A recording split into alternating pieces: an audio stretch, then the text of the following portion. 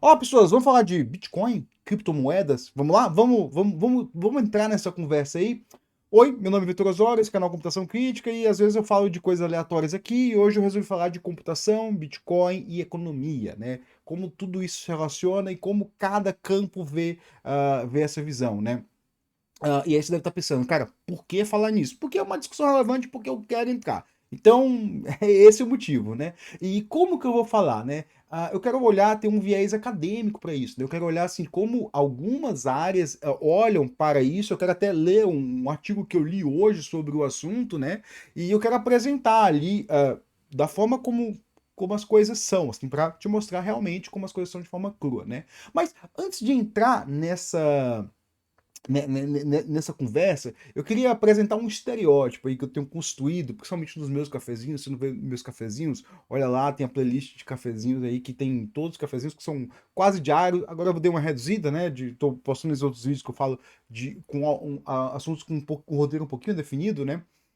E hoje eu quero apresentar dois papers para vocês. O paper original do Bitcoin e o paper um paper que critica ele do Instituto de Economia da Unicamp, né? Então, assim, eu quero olhar esses dois para fazer um comparativo bem simples ali de uma visão que eu tenho sobre o assunto, né?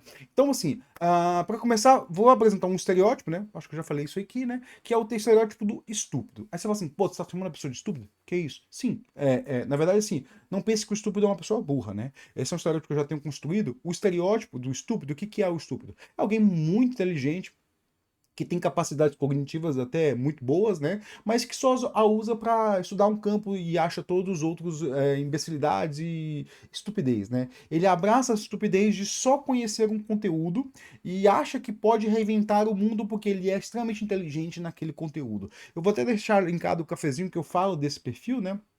É um perfil bem comum na computação, é um perfil de pessoas que eles acham que eles são superior a tudo e que tudo precisa ser realimentado segundo a ótica dele, né? E você vai entender porque eu vou falar nisso aqui quando eu apresentar o primeiro paper. Vamos lá? Nessa conversa que eu quero olhar para o paper que dá início a tudo ali, né? O Bitcoin, o paper chamado Bitcoin, a Peer-to-Peer Electronic Cash System, né? Então, assim, esse paper ele foi publicado, né? Eu não lembro, não lembro, se não me engano, em 2008.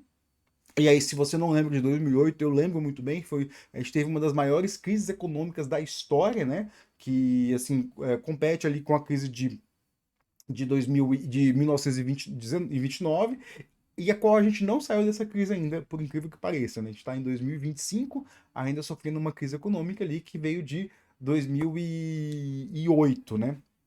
Esse paper foi apresentado na esteira dessa crise e ele apresenta um sistema de dinheiro, né? É o que ele está falando, ó, a Peer-to-Peer Electronic Cash System, ou seja, um sistema de dinheiro, cash é dinheiro, ponto a ponto eletrônico, né? Então o Bitcoin é isso, ele se propõe a ser isso, né? E aí, se você for ler o paper, né? Eu até marquei algumas coisas bem interessantes aqui no paper, né? O paper ele começa com uma breve introdução, né? E aí, nessa introdução, ele levanta alguns pontos aqui, né? Ele fala que o sistema financeiro ele sofre de uma fraqueza inerente baseada no modelo de confiança, né?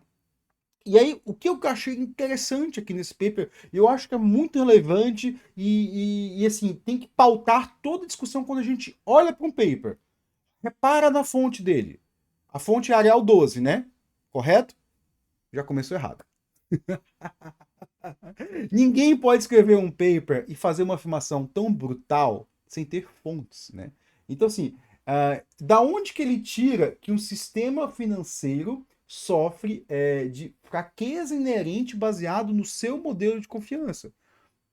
Não sei. Ele não diz, ele não linka nada, ele não tira essa informação de lugar nenhum. Talvez ali alguém rancoroso ali que viu que se perdesse muito dinheiro na crise de 2008, porque os americanos perderam muito dinheiro, né? E aí, se você não sabe o que foi a crise de 2008, foi a crise do subprime ali, tipo, é uma coisa de mercado imobiliário. Foi uma crise muito complexa que até hoje a gente não conseguiu sair dela.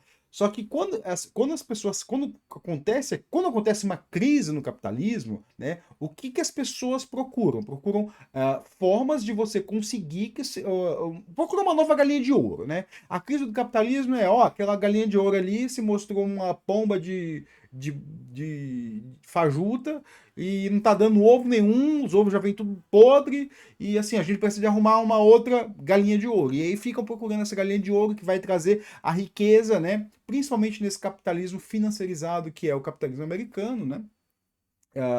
O brasileiro também, né, copia, mas o brasileiro ele é muito mais estável, porque essas crises já aconteceram no Brasil nos anos 90. E existe uma série de regulamentações que fazem com que essas crises não aconteçam aqui no Brasil. Essa crise como a crise do subprime ali, tô falando especificamente, né? A crise afetou a gente de algumas formas, né? E esse não é o foco da discussão aqui.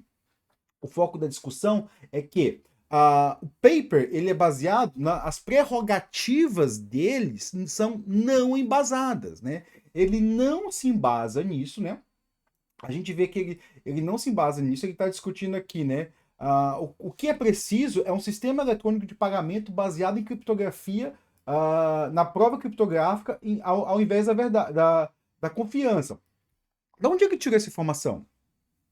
De lugar nenhum. Ele não tira de lugar nenhum. Isso aqui é um mero white paper de empresa. Tipo, a pessoa não diz nada com nada e assim, ele bota aquilo como verdade, ele não consegue nem basear aquela informação, né? E aí eu pensei, beleza, né?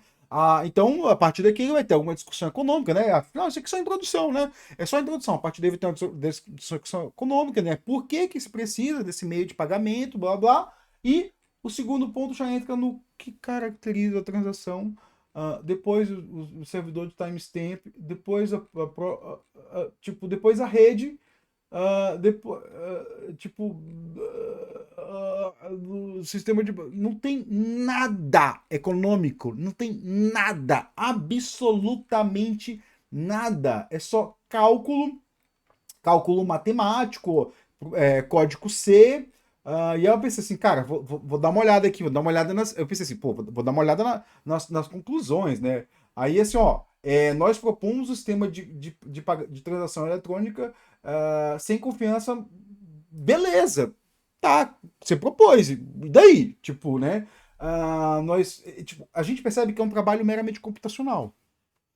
É um trabalho meramente computacional. Então, assim, isso para. Se eu quiser provar isso aqui, olha, dá para ter a confiança na transação. E aí, assim, o que eu quero propor aqui é que esse mecanismo aqui, ele não é um mecanismo de dinheiro, ele não é um cash.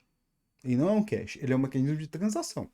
Beleza, é um mecanismo de transação ponto a ponto. Acabou, só isso. Por quê? Porque ele é meramente um paper computacional. E assim, não tem referência nenhuma, né? Se a gente lê, e a gente pode ler aqui as referências dele, procurar as referências dele, porque assim, quando a gente vai ler um paper acadêmico, a primeira coisa que a gente precisa é procurar qual que é o problema que está endereçando, baseado em que ele faz aquelas afirmações, né? Toda vez que eu faço uma afirmação, assim, a minha orientadora vai lá e fala assim comigo, tem que referenciar não sei o quê. Ela pega umas afirmações bem pequenininhas que eu falo assim, acha uma referência, acha uma referência. Aí, tipo, aí o que eu faço? Eu retiro a informação, né? Porque muitas vezes eu tirei aquela informação, é uma afirmação meramente argumentativa que eu estou usando ali, e ela fala assim: olha, se você fala isso, você tem que basear isso em algum dado, em alguma prova, né? A gente não pode ter provas, né?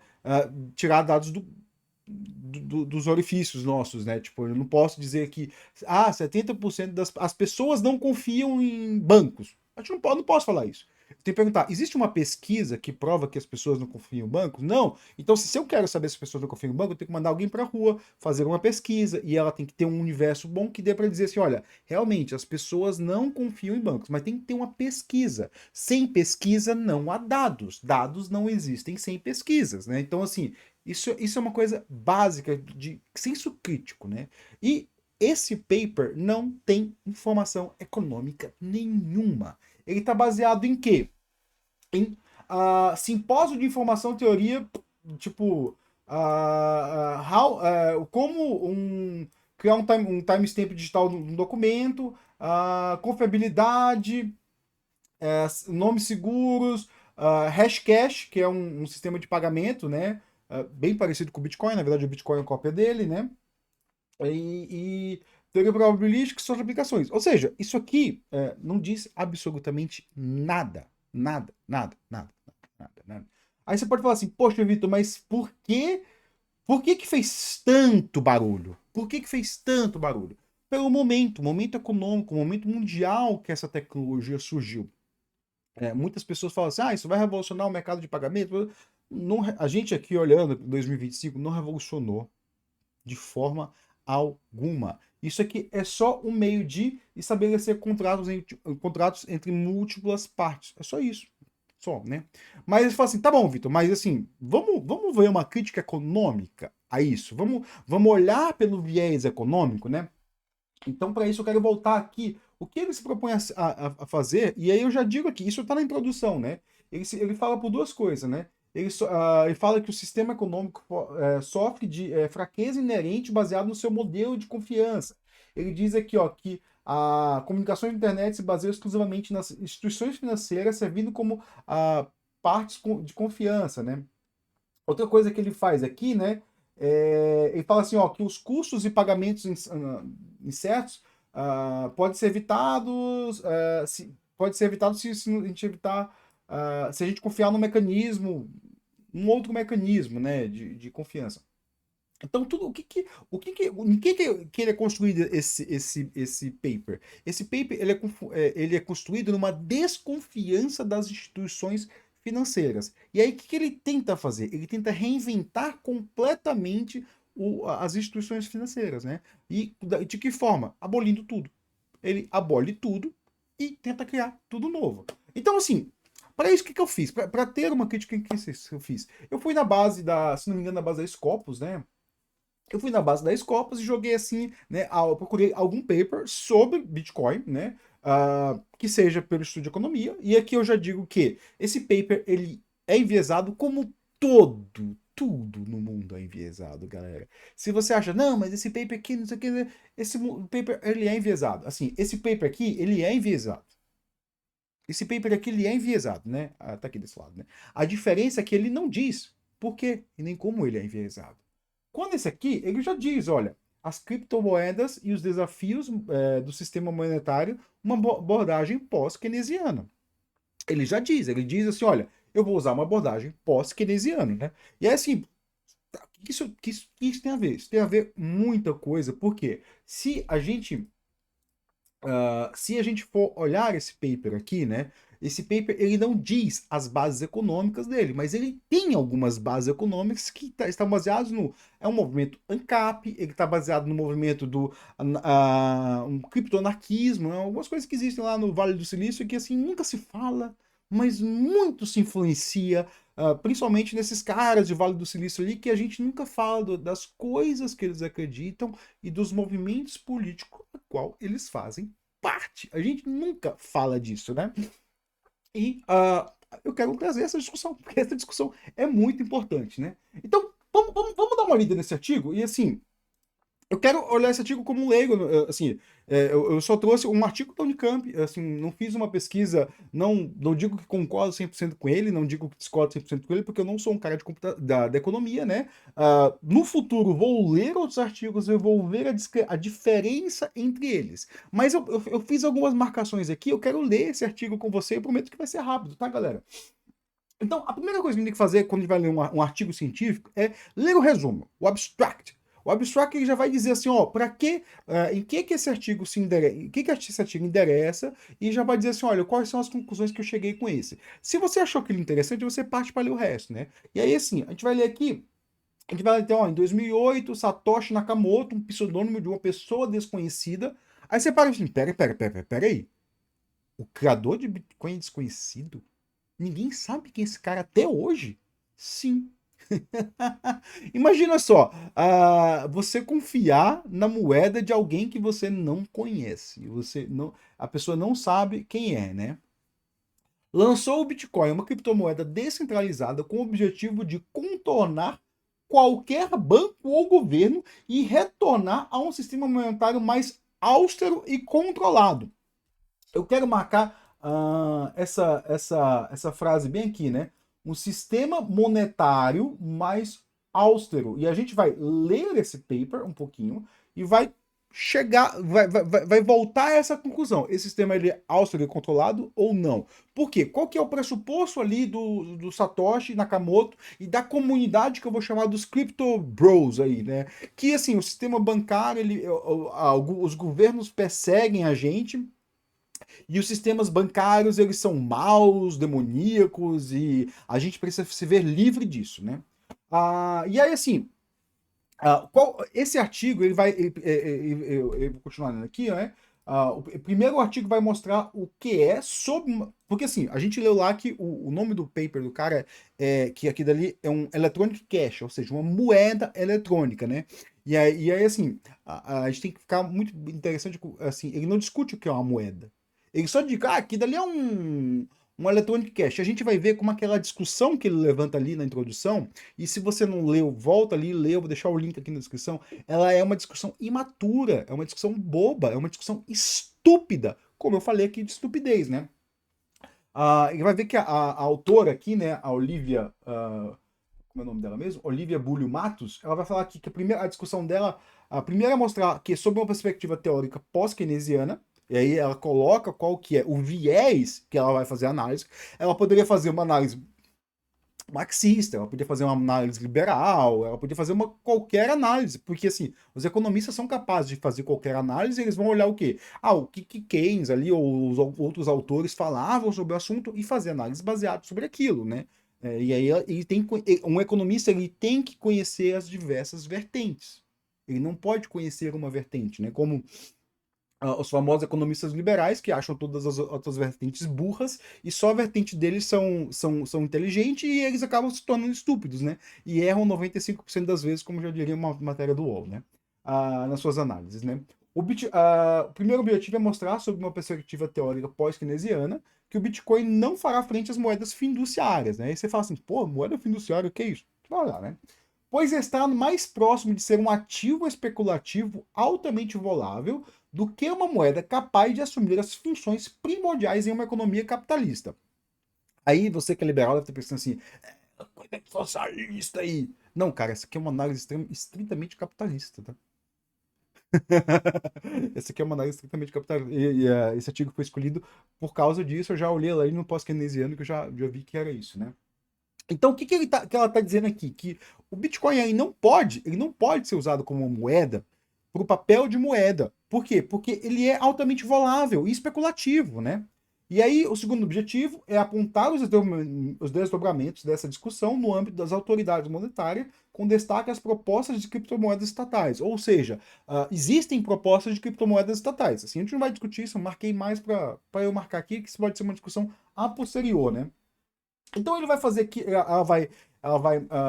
desculpa, o paper começa aqui, né? Ela vai apresentar o que é o Bitcoin, né? Como é que ele surgiu, né? E aí eu já paro aqui que a gente já falou do que ela começou ali a falar. Marcar no segundo ponto que é importante. Eu quero marcar aqui porque esse ponto é o ponto que divide os adultos das crianças. Esse ponto é o ponto que divide os adultos das crianças. E vocês vão ver como é que uma argumentação se dá de verdade. Sendo assim, esse artigo pretende fazer essa argumentação com 4 seções. Na primeira, é feita uma discussão sobre o que é moeda e o que são instrumentos financeiros de dívida a partir de uma análise pós-keynesiana. Então, assim, se eu for assim, não entendi por que divide de adultos de crianças. Porque volta lá, volta aqui no artigo do Bitcoin, né? O cara, ele usa o quê? Ele usa um anseio nosso para apresentar uma solução e ele não defende o problema. Ele não conversa sobre o problema, ele não dialoga sobre o problema. Ele já põe a solução dele. A solução é isso, é um vendedor isso aqui. Isso é um vendedor. E ele assim, ele nem coloca, ele nem dialoga sobre o problema, né? Se eu volto para esse artigo, e esse artigo respeitável, o que ele vai fazer? Assim, não vou entrar no mérito dele, assim, mas assim, eu como alguém que está fazendo mestrado, estou lendo o artigo, eu tenho confiança nesse artigo, porque ele instaura o problema, ele debate o problema. Não sei se os argumentos provavelmente são bons, né? Assim, não tenho capacidade de debater. Pode ser que alguém chegue assim, mas esse ponto aí, Keynes não falou assim, tudo bem. mas a pessoa pelo menos instaura o problema, ela debate o problema. E ela vai falar, ela tem duas discussões muito importantes para ser feitas antes de se falar de Bitcoin, que é o que é uma, que raios é uma moeda? Porque você pode falar assim, eu tava até com uma moedinha aqui, que meu filho tava brincando, mas eu perdi. E aliás era moeda de peso, que não tava, que não vale. Ah, tá aqui, ó. Eu tava até com uma moedinha aqui, ó. Uma moedinha de um, deixa eu ver aqui. São 100 pesos argentinos, provavelmente o que eu usei em 2014 ou 2016, as duas últimas vezes que eu viajei para lá. O que que é uma moeda? E aí você fala assim, moeda é isso. Não, isto não é moeda. Isto não é moeda. Isso aqui é dinheiro. Moeda é outra coisa. A gente vai ver isso. A gente vai ver qual que é a função da moeda, né? E quais são, e a outra discussão é quais são os instrumentos financeiros e de dívida a partir de uma análise keynesiana. Então ela coloca aqui, ela consegue endereçar quais são os dois problemas discutidos, né? O primeiro problema é o que é uma moeda e por que a gente precisa de uma moeda peer-to-peer, eletrônica, whatever. E o segundo é quais são os instrumentos financeiros e por que eles são confiáveis ou não são confiáveis, né? Como aquela pessoa que a gente não conhece diz. E depois ela vai dizer assim, e a minha base é a partir de uma análise. Ela diz isso, né? Então, ela fez aqui uma coisa básica que devia ter sido feita ali, que é instaurar o problema. Eu quero discutir um problema. Se eu tenho que propor uma solução, eu tenho que discutir um problema. Se a pessoa não discute o problema e propõe uma solução, ela está escondendo alguma coisa, né? Então, vamos lá aqui, que é uma discussão meramente acadêmica e eu não quero levar isso muito acadêmico, né? Eu quero trazer de forma fácil para você que está me ouvindo, né? E aí, eu gostei muito desse trecho aqui, porque ela vai citar o Keynes, né? E aí, se você não sabe quem é o Keynes, né? O Keynes foi um grande economista ali no começo do século XX, que tirou os Estados Unidos da crise de 1929, né? E aí o Keynes, eu não sei se ele inventou, né? Mas ele trouxe o papel do Estado empreendedor, onde o Estado ia fazer a economia voltar a crescer através de investimentos em infraestrutura e outras coisas. É mais ou menos assim, vamos construir uma ponte maravilhosa, grande, bonita para embelezar a nossa cidade. Aí fala assim, isso é perca de dinheiro. Não, não é perca de dinheiro, porque isso vai movimentar a economia. A economia está padecendo, ela está em crise, ela precisa ser movimentada. E a gente precisa gastar dinheiro para movimentar a economia. O Keynes fala isso, que é óbvio. Só que os economistas liberais vão falar, não pode gastar dinheiro, tem que guardar dinheiro para a gente ficar cada vez mais bilionário. E eles não percebem o óbvio, que quando mais acumula dinheiro, menos dinheiro circula. Quanto menos dinheiro circula, mais as pessoas ficam pobres. Quanto mais as pessoas ficam pobres, menos as pessoas compram e a economia entra em crise. É o óbvio, mas assim, parece que o economista liberal não vê isso, porque ele está preso na torre de marfim e ele erra em 95% das vezes as suas predições, como já diria uma pesquisa da UOL lá, né? E tem a pesquisa da UOL, o link dela vai estar aqui e aí você vê, né? E ela começa citando Keynes, que ele destaca aqui. A primeira função exercida por uma moeda, observa que uma moeda ela tem função. Então a moeda, ela não é esse carinha aqui. Aliás, esse carinha não serve para nada aqui. 100 pesos, não sei quanto é que custa 100 pesos hoje, né? A primeira função exercida por moeda é ser uma unidade de conta, ou seja, aquilo na qual os preços e dívidas são expressos. Então, quando eu digo assim, 100 pesos não vale nada. Isso aqui poderia ser 2 bilhões de reais de algum país africano. Eu esqueci qual era o país. Podia ser eu podia falar assim, isso aqui vale 2 bilhões de dólares marcianos. Daí. Você consegue comprar quantos pirulitos com isso? Tipo, se você consegue expressar uma dívida ou o preço de alguma coisa através de uma moeda, essa moeda tem valor. Senão, essa moeda não presta para nada. Essa função emerge da necessidade de medir contratos em um mesmo padrão monetário e é mais abstrata e conceitual, a mais abstrata e conceitual das funções da moeda. Então, assim, eu li aquele livro, aliás, deve estar ali em um canto, né? O Sapiens eu esqueci o nome dele lá, mas também não importa. Hoje mais eu não gosto. Hoje eu li, mas assim, ele tem um trecho do livro que ele fala um negócio bem interessante, mas assim, não vamos levar em conta aqui, tá? Que ele fala que a moeda é uma fé comunitária, né? Todo mundo acredita que aquilo tem valor. Quando as pessoas deixam de acreditar naquilo, aquilo deixa de ter valor. Então, é isso que serve a moeda, para dizer assim, olha, essa moeda, eu consigo expressar os meus custos e as minhas dívidas baseada nela. Eu só consigo expressar os meus custos e minhas dívidas baseado no Bitcoin? Aí você fala, eu consigo, não sei o que vale tanto do Bitcoin. Na verdade, não, você não consegue, porque o preço do Bitcoin não é estável. E ela vai discutir isso. Quando o preço não é estável, para eu conseguir expressar o meu valor, eu tenho que converter ele em outra moeda. Então, assim, então ele não tem essa função de ter oferecer uma estabilidade para prover um valor. Aí você pode falar, mas tem moeda de vários países que não conseguem oferecer estabilidade. E eu estou com peso aqui para provar isso, né? Sim, e isso aqui deixa de ser moeda. Tanto que se você vai na Argentina, né? Pelo menos a última vez que eu fui foi em 2010. Não, eu fui em 2022. 23, eu fui em 2023, de 22, mas eu fui só para Puerto Iguaçu de carro, né? Esse aqui eu fui para Bariloche e Buenos Aires já, né? E isso aqui, quando você ia lá, você não via preços em Buenos Aires, você não via preço em pesos, você via preços em dólares. Você via preços em reais. Em Puerto Iguaçu, né, que fica lá de Porto Iguaçu, de Foz do Iguaçu, você só vê preços em reais. Tudo é baseado em real. Por quê? Porque isso aqui não tem valor, não tem função. Não tem função isso aqui, né? As outras funções são a ser meio de pagamento, o que Keynes chama de money itself ou money proper, o que é coisa usada para liquidação de contratos ou representação concreta da moeda, ou papel dinheiro, tá vendo? Ó, papel dinheiro, isso aqui isso aqui essa é a função, é ser o meio de pagamento. Isso aqui é um meio de pagamento. Então, quando eu dou isso aqui para alguém, eu estou exercendo isso aqui como um meio de pagamento. E por fim, essa era uma reserva de poder de compra no tempo. Aí você fala, cara, que merda é essa? É tipo, é o dinheiro guardado, cara. É as suas poupanças, é o seu patrimônio, né? Então, por exemplo, esse apartamento é uma reserva de poder de compra no tempo. Por quê? Porque quando eu tenho esse apartamento, eu não tenho que pagar aluguel. Entendeu? Então, o meu contrato que eu comprei esse apartamento que está registrado algum cartório de Campinas aqui, não sei qual que é, ele é uma moeda, porque eu consigo guardar valor no tempo, guardar poder de compra no tempo, né? Se eu tiver uma crise econômica e eu precisar vender, eu consigo dinheiro. Se eu precisar mudar para fora e conseguir vender, eu consigo dinheiro, né? Assim, existem muitas coisas que podem ser reserva de poder de compra no tempo. O que vai variar ela é o poder de liquidez daquilo. Ou seja, se eu tenho isso aqui, o poder de liquidez isso aqui é imediato, é só dar para a pessoa. Né? Se eu tenho um apartamento, não, eu tenho que vender o apartamento, transformar ele em dinheiro e dar para a pessoa. Se eu tenho uma reserva no banco lá, eu tenho que transformar aquela reserva em dinheiro, cair na conta e depois dar para a pessoa. Então isso aí é que chama de liquidez, né? Mas vamos continuar aqui. Eu quero continuar lendo.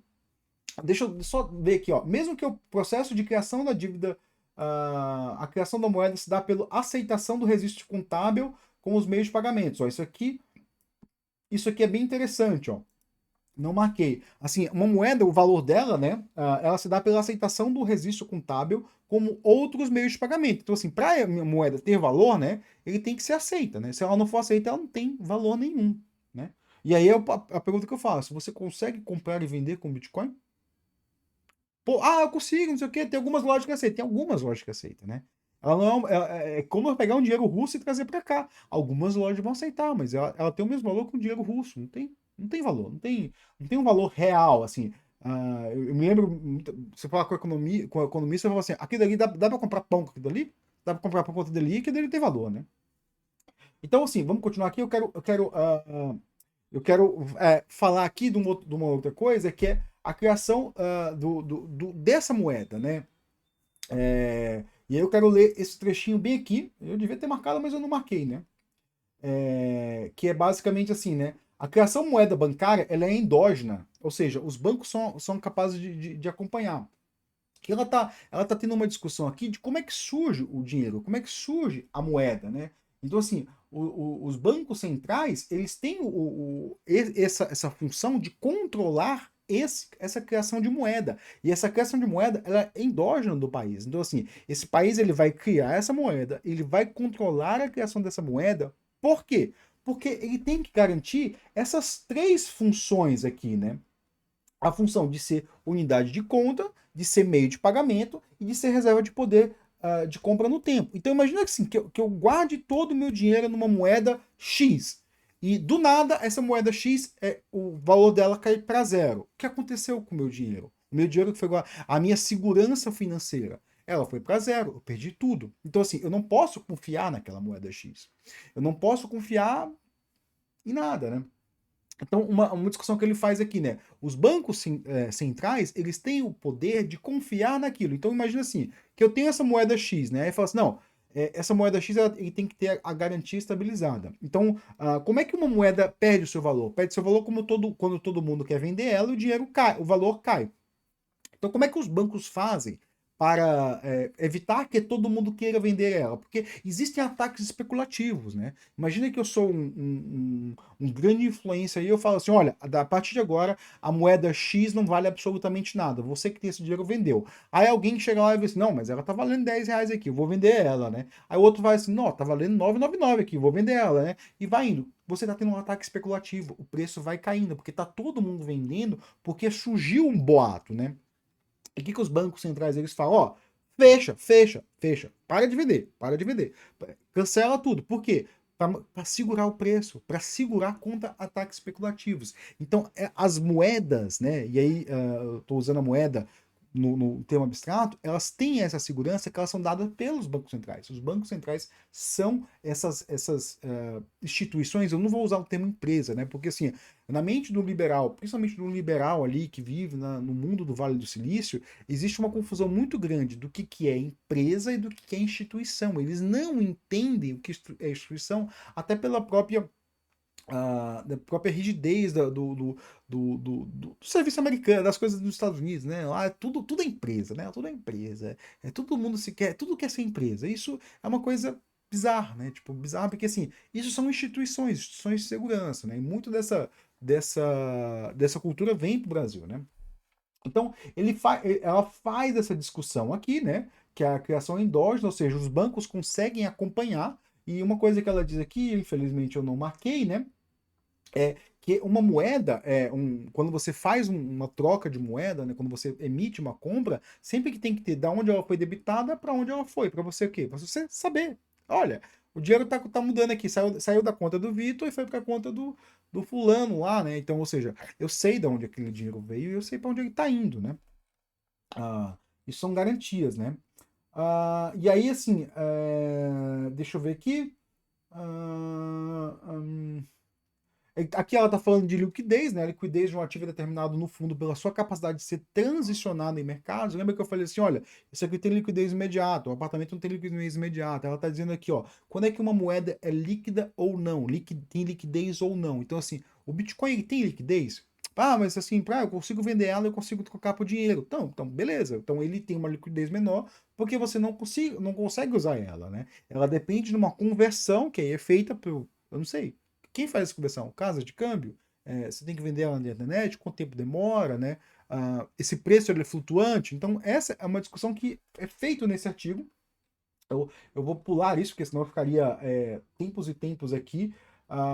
Aí eu vou ler algumas coisas aqui. O conceito de liquidez também tem a ver com tempo, isso é montado o cronograma de recebimento e pagamentos, uma vez que o ativo seja considerado de boa qualidade hoje por seu emissor, pode ocorrer em problemas de liquidez caso seu balanço seja muito descasado do tempo, levando ao default no ativo de boom. Então, assim, tem uma discussão acadêmica aqui, e aí ela coloca ali, né, até uma hierarquia de instrumentos financeiros, porque assim, tem vários instrumentos financeiros, tem instrumentos derivativos, você pode guardar dinheiro de inúmeras formas nesse capitalismo financiarizado que a gente vive aí, um monte de coisa que não existe na realidade, mas está ali como um nomezinho, né?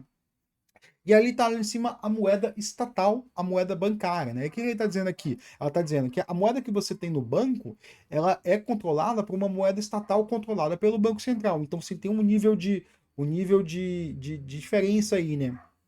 E a moeda estatal, quem define é o Banco Central, quem cria ela é o Banco Central. Porém, o banco pode criar moeda. Assim, como assim um banco pode criar moeda? Pode, meu caro. Bancos no sistema capitalista criam moeda.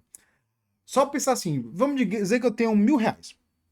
Eu tenho R$ 1.000 e esse é todo o dinheiro que eu tenho na minha casa. Todo. 100 pesos. Cadê meus R$ 1.000? Tô no banco. E aí, o que o banco faz? O banco tá com meus R$ 1.000 lá guardadinho? Não tá.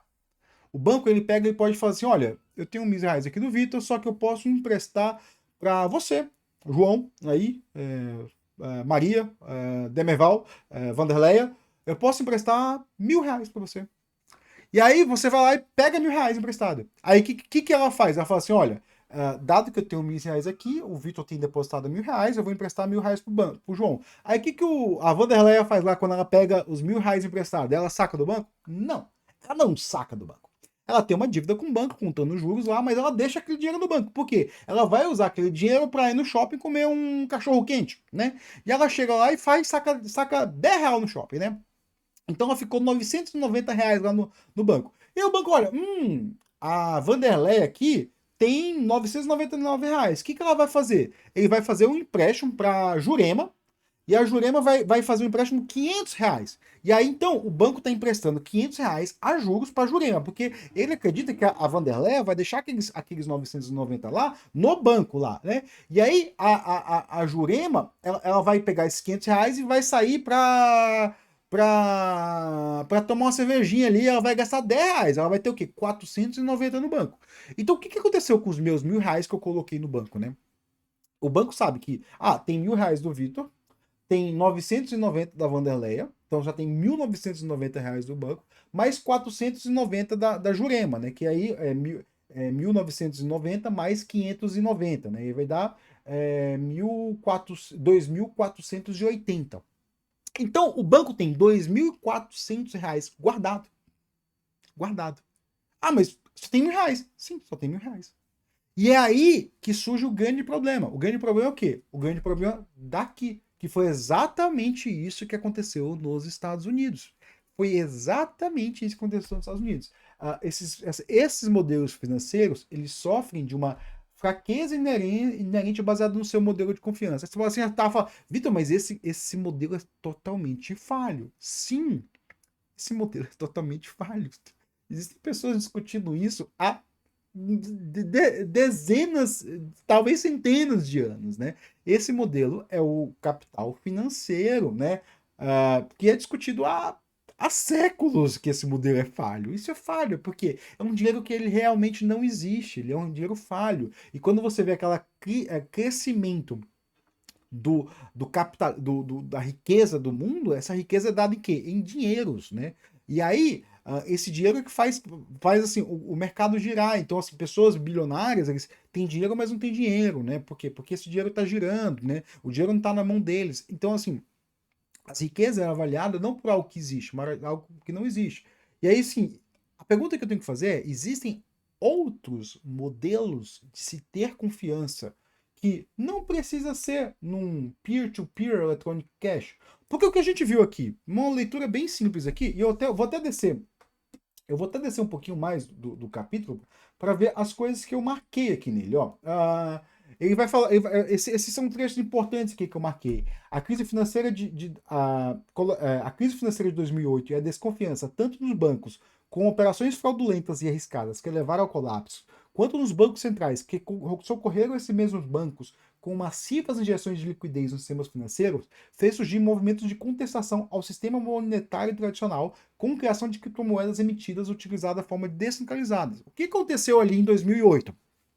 Eu tenho meus R$ 1.000, a Vanderleia tem os 990 e a Jurema tem os 490 dela, né? Imagina que a Vanderleia tire 400, a Jurema 900 e eu tire 900. O que vai acontecer? O banco não tem esse dinheiro, né? E aí o que acontece com o banco? O banco quebra.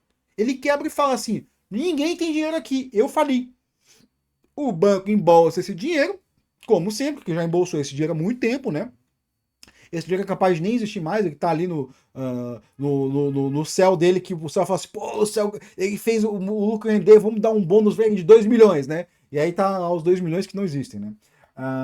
Ele faz esse dinheiro crescer.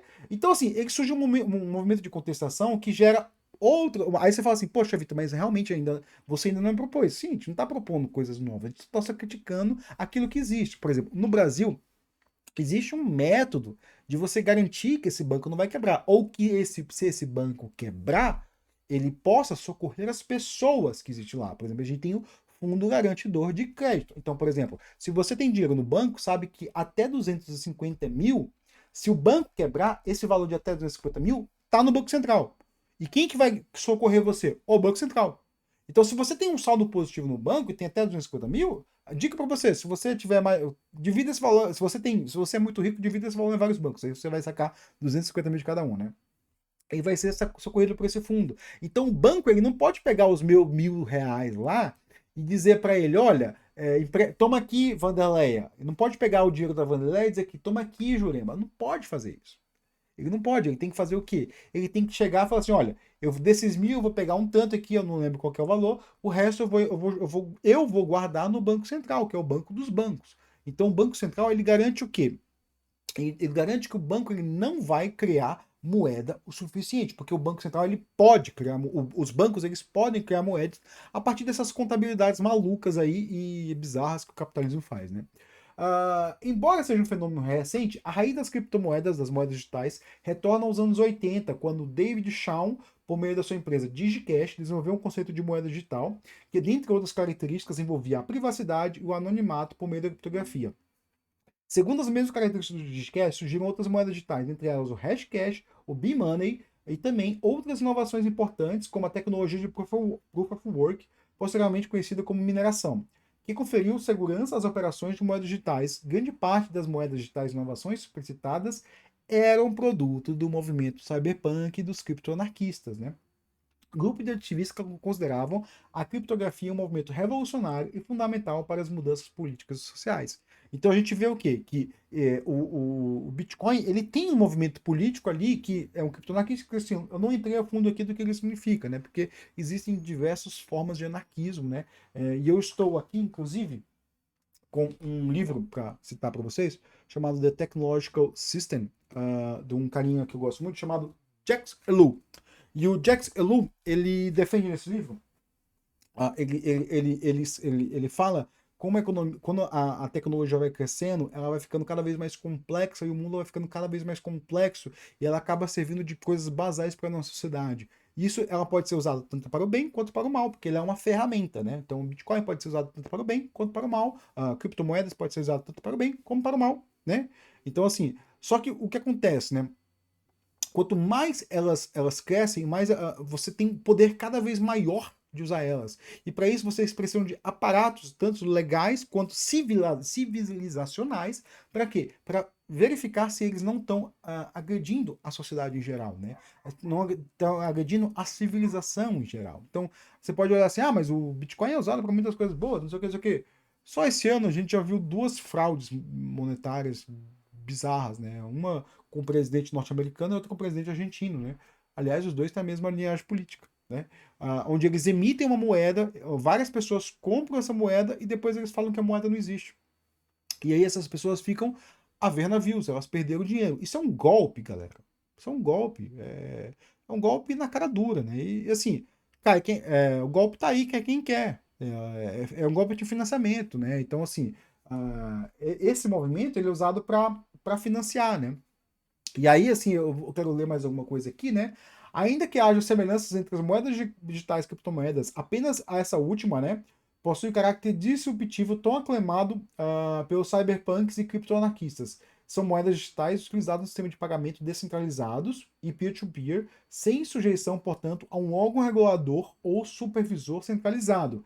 Dessa forma, as moedas nascem com o ambicioso objetivo de se desvencilhar de uma moeda fiduciária se tornar uma moeda debt-free. Isso é, são passivo de nenhum agente em oferta limitada. O que ela está dizendo aqui, né? Talvez você não tenha entendido, né? Então, por exemplo, se eu te dou essa moeda de alguma forma ela vai passar, né? E assim, caso você não saiba, no Brasil existem algumas formas de você transferir dinheiro, né? Então, assim, eu vou conseguir transferir isso aqui para você, mas se eu chegar no banco e sacar R$ 10.000, o Banco Central vai saber. Se eu chegar no banco e transferir para você R$ 10.000, né? Além da minha mulher me matar, né? O Banco Central vai saber. Porque o Banco Central ele tem que saber as manifestações financeiras e eles têm que avaliar para quê? Porque dinheiro transferido pode significar crime cometido. Entendeu? Só que observa aqui. moedas digitalizadas utilizadas no sistema de pagamento descentralizado peer-to-peer, sem sujeição, portanto, a um órgão regulador e supervisor centralizado. O que ele está dizendo aqui? Que eu falei aqui? Falei que dinheiro transferido pode significar crime cometido, correto? Dinheiro transferido em Bitcoin não existe, não tem rastro. Quando você transfere, você não sabe de onde veio, não sabe para onde foi. É uma moeda que ela não tem ela não é ela é debt free, ou seja, você recebe ela, mas você não sabe de onde ela veio. Ela não é convertida, ela pode ser convertida em outra moeda. Então, assim, eu posso converter 10 milhões de reais em Bitcoin, e esse vai rodar e outra pessoa converte 10 milhões de reais, eu não sei de onde esse dinheiro veio, de onde ele saiu, né? Então, é muito difícil você fiscalizar. E isso é o quê? Serve para evasão de divisas, serve para evasão de cometer crimes e transferir dinheiro. Então, é para isso que serve o Bitcoin. Você fala assim, ah, nossa, é por isso que o Bitcoin está crescendo absurdo? Não sei, pode ser, pode ser. Pode ser, porque ele é um dinheiro que ele é usado e você não tem que explicar nada, né? Então vamos ver quais foram, se eu marquei mais alguma coisa aqui. Vai falar de Bitcoin, aqui vai falar do volume de transações diárias de Bitcoin, né? Chegou a um pico em 2017, caiu, aqui teve uma grande quebra, né? E voltou a cair também, né? Aqui é o volume de transações diárias, tá? Não é o valor. Que provavelmente é capaz com o valor, né? Aqui é a cotação, né? A cotação a gente vê aqui que ela era minúscula, aí teve um pico ali em 2017, né? E ela caiu, e aqui a variação na porcentagem, a gente vê que, olha, assim, para variar 20% em uma semana é difícil, hein, galera? Bater uma variação ali de 20%, bater uma variação de quase 40, 30% aqui, ó. Imagina ali você tem R$100, ele vira 70. É complicado, galera. É complicado isso aqui, né? E outra coisa, isso aqui pode vir a zero a qualquer momento. Não há garantias de que isso aqui não vai vir a zero. Isso, isso aqui pode vir a zero só pela aprovação de alguma lei em algum país, tá, galera? Tipo, né? Então, principal. E a outra coisa que ela vai falando aqui no final, né? Que assim, uma das coisas que se falavam, um dos blefs do Bitcoin, né? É de que ele seria uma moeda que seria descentralizada, que conseguiria. Eu acreditei nisso, tá, galera? Assim, eu acreditei nisso. Não investi, obviamente, mas eu acreditei nisso, né? Que seria uma forma de descentralizar a posse do dinheiro, o que é uma grande uma mentira. Por quê? Porque, assim, para você minerar Bitcoin, você precisa de uma grande quantidade de energia. E aí, onde é que se minera Bitcoin? Na China e no Paraguai. Por quê? Energia barata. E no Paraguai, eu já digo uma coisa, ó. Você paga energia, tá? Você paga a mineração de Bitcoin de muitas pessoas. Por quê? O que acontece com o Paraguai? O Paraguai ele tem uma estrutura econômica, né, que depende do Brasil em termos de energia. Por quê? Porque é um sonho megalomaníaco de alguns militares brasileiros que queriam construir uma das maiores usinas hidrelétricas do mundo, que não era maior por um bom tempo, né? Não sei se ainda é. E o Paraguai, tipo, entrou lá de gaiato e cedeu parte porque era muito vantajoso para eles. Eles iam, não sei se eles gastaram dinheiro construindo, né? Mas parte da construção, do dinheiro da construção seria pago em energia, né? Então, assim, a gente usa energia de um rio, que ele é binacional, né? O rio Itaipu, e parte da energia a gente usa energia que é gerada por metade da energia de Itaipu é gerada pelo Paraguai. A gente paga para o Paraguai essa energia. E o Paraguai desconta da conta de energia. Então, assim, é barato gerar energia no Paraguai. Se é barato gerar energia, eu posso comprar uma casinha lá, botar um monte de máquina dessas e ficar minerando Bitcoin, porque a energia é muito barata. Então, lá se paga a energia. Através do quê? Através do nosso dinheiro. Você viu a lógica econômica de isso é muito importante entender, porque assim, muitas vezes os liberais eles botam uma economia meramente individualista, mas a economia nunca é individualista. Tipo, a mineração de Bitcoin ela é paga com o nosso dinheiro. O nosso dinheiro, nós outros brasileiros pagamos isso, entendeu? Porque pessoas vão lá e pagam uma conta mais barata no Paraguai com o nosso dinheiro, né?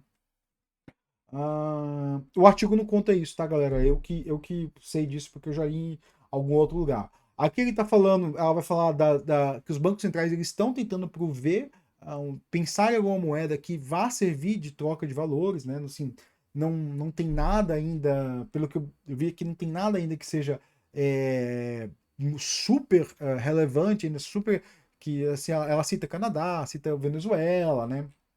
Mas não tem nada, né? E aí, assim, eu quero concluir aqui mostrando esse trecho, ela tá basicamente terminando o artigo aqui, se não me engano, né? Ela tem mais duas conclusões aqui, né? Que eu marquei, que é o Bitcoin, ele não consegue, e os criptoativos também, eles não conseguem suprir o valor de um dinheiro, ou seja, a gente volta aqui, ele quer oferecer um cash system. Ele não consegue ser por alguns motivos. Primeiro que assim, o dinheiro ele não tem só a função individualista de servir de troca de moeda, né? O dinheiro, ele também tem uma noção do bem público, que é assim, onde eu guardo as minhas coisas. As minhas coisas, elas são guardadas em dinheiro. E aí, quando eu guardo as minhas coisas em dinheiro, ele tem que ter uma certa estabilidade, né? E assim, é a ausência da noção do bem público que impede que as criptomoedas garantam a liquidez última em momentos de queda na economia real e destruição da riqueza privada. Então, essa volatilidade ela pode gerar a destruição da riqueza privada das pessoas. Então, assim, essa é uma análise capitalista do Bitcoin.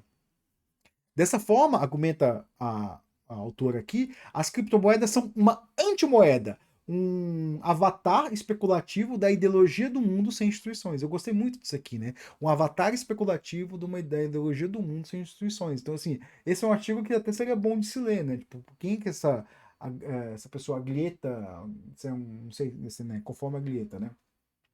E aí, descendo aqui mais para a conclusão, né? Ela vai concluir que assim, a gente achava que diversas instituições iam controlar essas moedas, mas se viu-se que são poucas as instituições que mineram, são poucas as instituições que mineram e elas acabam gerando riqueza, são poucas pessoas que geram essa riqueza. Então não posso pegar um notebook velho aqui e botar ele para minerar Bitcoin, não dá, é impossível. Eu preciso de grandes máquinas, eu preciso de poder econômico para gerar riqueza em Bitcoin. Então, assim, aquela falácia lá de que, nossa, isso vai gerar poder, é mentira! É bait isso aí, eu vou usar um termo que é um bait, isso aqui é uma mentira deslavada. Ah, eu vou até ler aqui, ó. Ademais, a concentração e centralização no setor de mineração desafia o ideal de distribuição do sistema de pagamentos DLT, conferindo grande poder de validação das transações a um pequeno número de empresas. Assim, o oligopólio característico dos sistemas bancários, tão criticado pelos desenvolvedores de moeda, dá lugar ao oligopólio de empresas de tecnologia. Então aqui, para concluir, e aí eu concluo aqui mesmo, né? Já que vai dar 1 hora de vídeo,